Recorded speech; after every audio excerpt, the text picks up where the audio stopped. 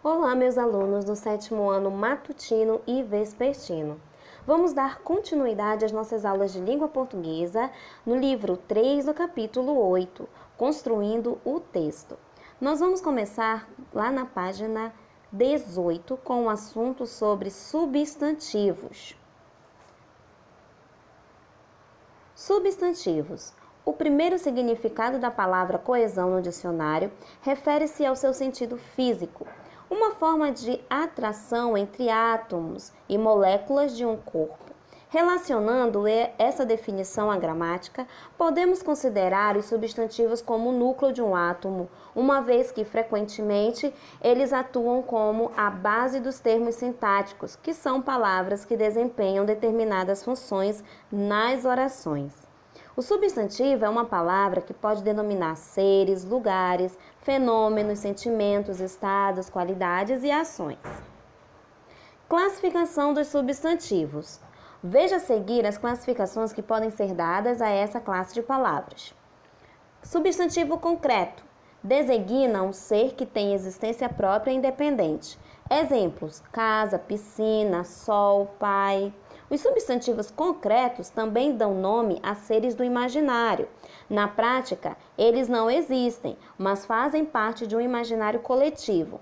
São conhecidos por todos. Exemplos: sereia, duende, bruxa, personagens folclóricos como Saci-Pererê, lobisomem, entre outros. Também temos o substantivo abstrato, aquele que designa ações, conceitos, estados e qualidades. Exemplos: alegria, cansaço, crueldade, sorriso. Substantivo próprio. Designa um ser em particular de um conjunto, como uma pessoa, um lugar ou entidade geográfica. Exemplos: Alexandre, nome de pessoas; Brasil, nome de país; Curitiba, o nome de uma cidade. Quando o nome próprio se refere a uma pessoa, é chamado de antropônimo. Quando se refere a um lugar ou acidente geográfico, é chamado de topônimo. Vamos lá. Substantivo comum. Designa um ser sem particularizá-lo. Exemplo: cadeira, mãe, planeta, uva, óculos, bolsa, fone, celular, enfim. Coletivo, olha aí os substantivos coletivos. Designa um conjunto de coisas ou seres da mesma espécie. Exemplos: arquipélago, conjunto de ilhas; cardume, conjunto de peixes; ramalhete, conjuntos de flores. E vamos seguir.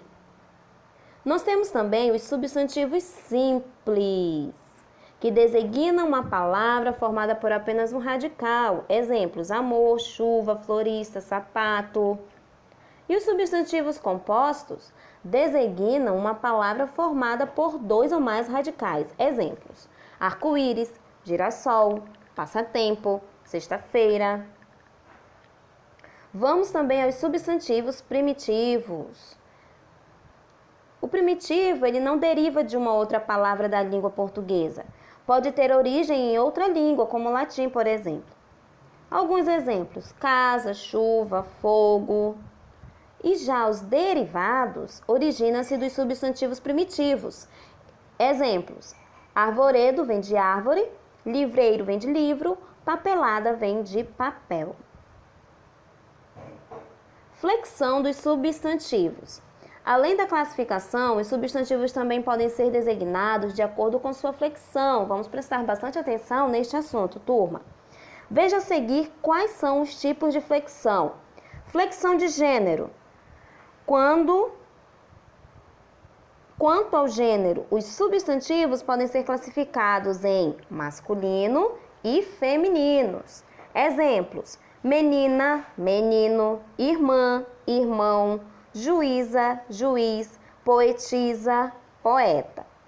Comum de dois gêneros. A mesma forma para designar o feminino e o masculino. O emprego do artigo é que determinará o gênero do substantivo. Os substantivos podem ser classificados em masculino e femininos, né? como eu já havia falado. Exemplos: menina, menino, irmã, irmão, juíza, juiz, poetisa, poeta. Já o comum de dois gêneros apresenta a mesma forma para designar o feminino e o masculino.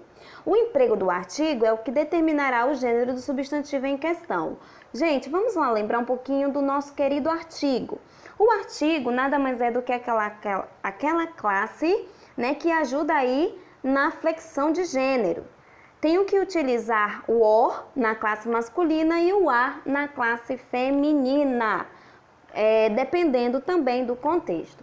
Nós temos os artigos definidos, que são a, o, as e os, certo? Então vamos lá para exemplos. O estudante, a estudante. O pianista, a pianista. Observação.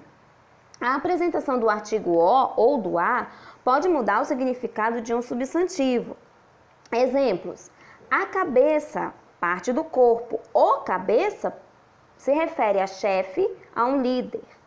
A rádio pode ser uma emissora. O rádio, aparelho de som. Sobre comum. Apresenta uma única forma para o feminino e o masculino, não havendo oposição.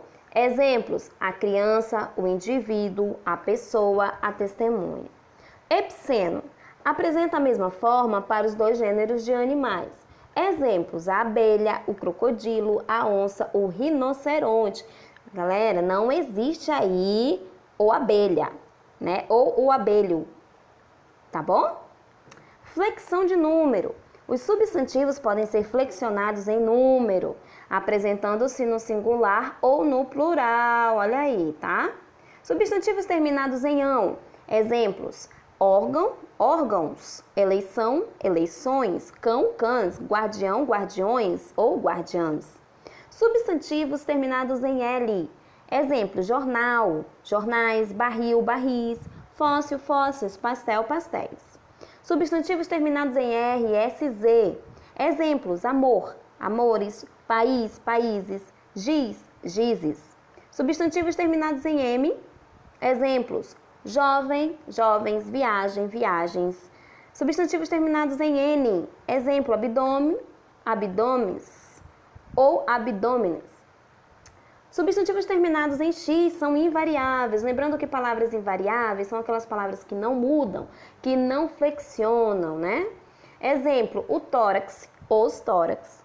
Substantivos não oxítonos também terminados em S são invariáveis. Exemplo: o ônibus, os ônibus. E flexão de grau. No flexão de grau, nós temos o analítico e o sintético. Então, vamos lá. Como funciona? Os substantivos flexionam em grau para expressar o tamanho do objeto ou ser. Eles podem ser referidos em 3 tamanhos distintos: normal, diminutivo e aumentativo. O processo analítico modifica-se o substantivo com adjetivos quantificadores. Exemplo: mesa. Olha aí, mesa. Quando eu quero também me referir a essa mesa no diminutivo, eu posso escrevê-la da seguinte forma: mesa pequena.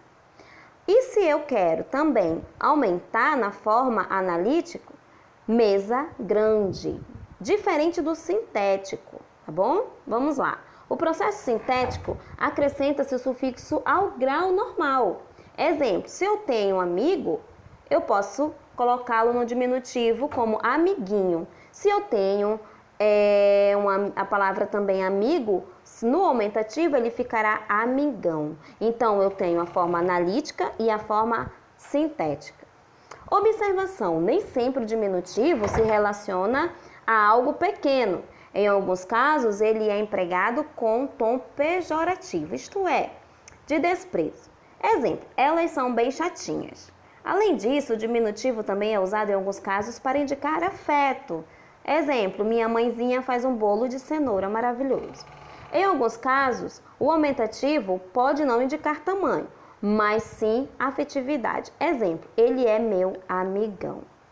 Bem, turma, esse é o nosso conteúdo da nossa aula de hoje, tá? Prestem atenção que a partir de agora eu colocarei uma atividade avaliativa referente a esse assunto na nossa sala virtual de língua portuguesa, tá? Então, até a próxima. Obrigada pela atenção e bons estudos.